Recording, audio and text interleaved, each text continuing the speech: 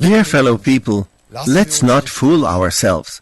Life means much, much more than what the majority of mankind has made, and all love can be found according to the words of Jesus of Nazareth, who said, "Seek and you will find. Knock and it will be opened." Let us realize that the really important things in life and death go infinitely far beyond the awareness of the institutional churches.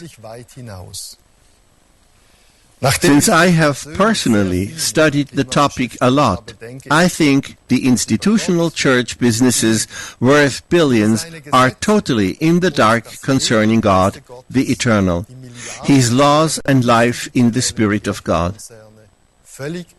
They also frankly admit this by making the alleged mystery of God the crown of all faith.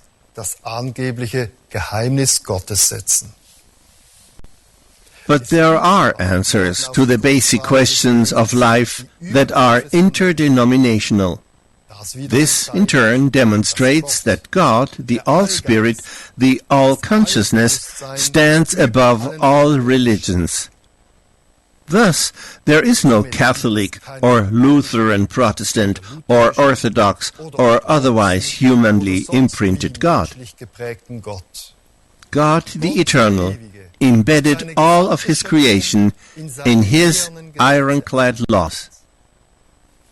Albert Einstein essentially wrote, "God does not throw dice," and the scientific findings in physics also speak a clear language and give indications of the unchangeable inherent laws of the cosmos.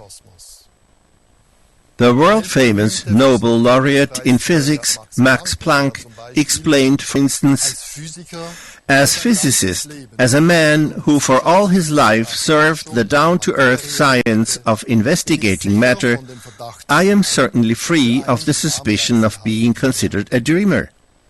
And therefore, according to my experiences with the atom, I say the following: there is no matter as such.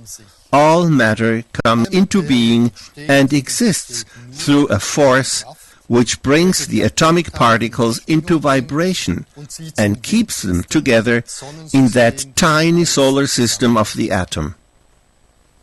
Since there exists neither an intelligent nor an eternal abstract power in the entire universe, therefore we have to assume conscious, intelligent spirit behind this power. This spirit is the primordial ground of matter.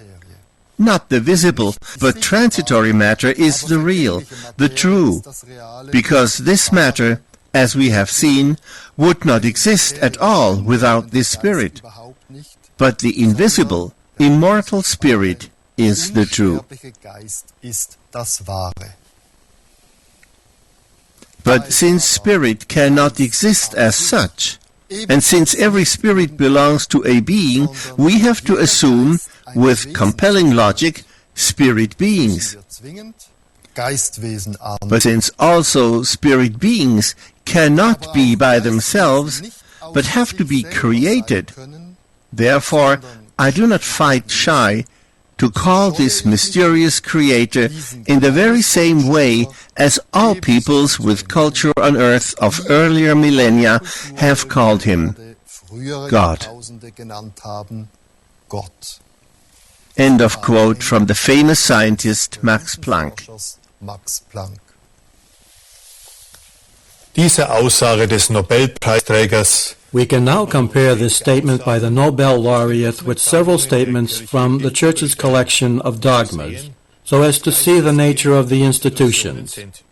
Through the Catechism and other allegedly infallible dogmas or other church doctrines, research and sciences are to be so freely treated that their assertions may be held as true and cannot be condemned by the Church, anathema sit.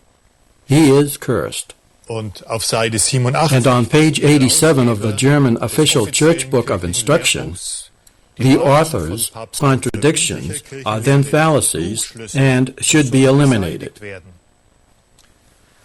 as if the findings of quantum physics have to first receive the permission of the Pope that they may exist.